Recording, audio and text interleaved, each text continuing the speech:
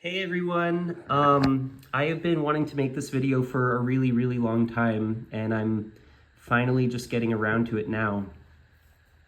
The part I want to talk about is this particular part in Clair de Lune, and even though it's not, that difficult, I would still bet the bank that it kind of annoys some pianists, especially the left hand, because there's a lot of twisting and turning in the left hand if you use, a very matter-of-fact fingering. So I have a really cool solution which I think will surprise a lot of you, and I'd love to know what you think in the comments.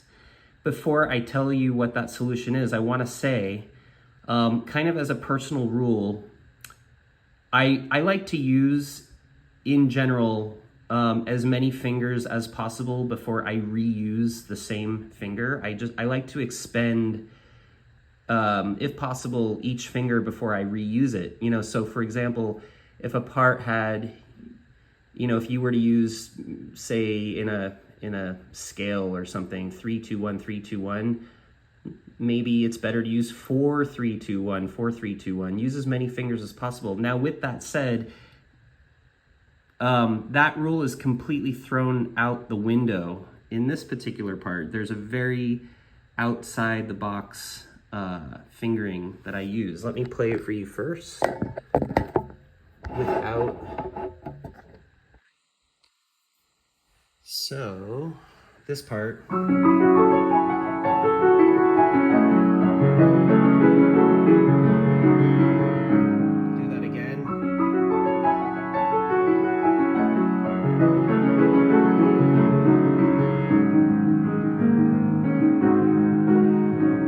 Sounds pretty smooth, doesn't it?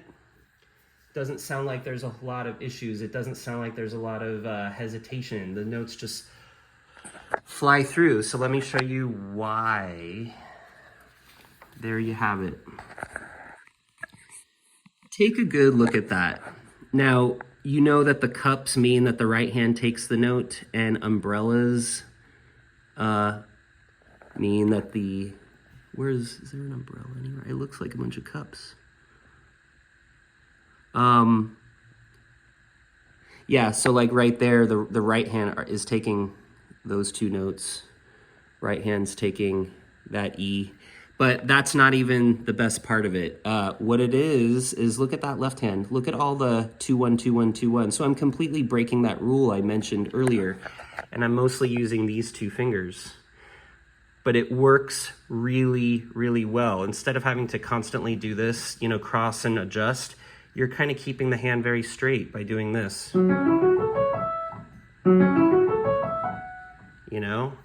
So,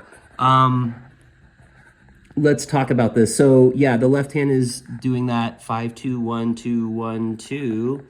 And then the right hand takes that E, okay? So there's only two notes up there in the right hand, but it's taking that E, so that's why it's a 1-3-5. See that staccato right there on the 1 and 3? You have to do that staccato. You have to jump and just bounce around. If the pedal's gonna be down, so it's perfectly fine. In fact, you can almost leave the pedal down for this entire line. So it's don't always try to use a legato fingering. Bounce and bounce, and let the pedal just wash over it. Pretty much the same thing here, but an octave lower. See that left hand fingering, 5-2-1, 2-1, 2. The right hand takes it, and then that gives the left hand a moment to adjust and land on that C sharp, right? And yeah, I made a mistake here. Use 3-5-4-2. So I'll do this slowly. Maybe you can take a screenshot of this right now. And then I'm gonna go through and actually play it. Yeah. A lot of jumping and releasing.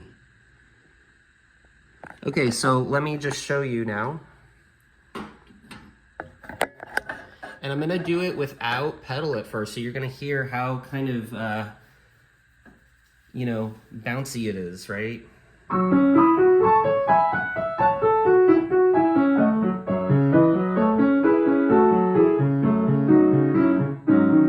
With the pedal.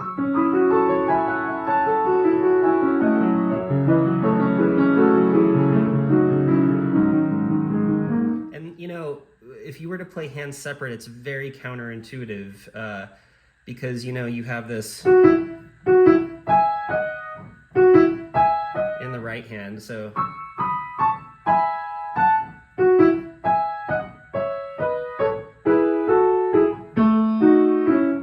Right, left hand.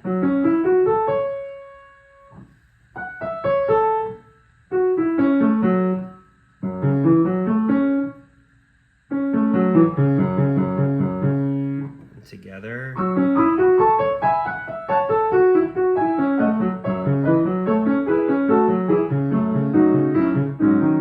And yes, you know, a lot of the melody gets cut off without the pedal, you know, but so we need the pedal for the melody to come through, but that happens when the pedal's down.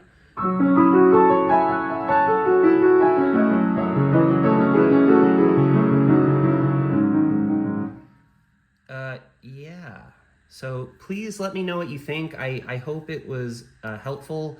And, you know, it's just another reminder that if a certain fingering isn't working, change it. And if even that fingering isn't working, think outside the box, right? You know, who would have thought to use a bunch of 2-1s here?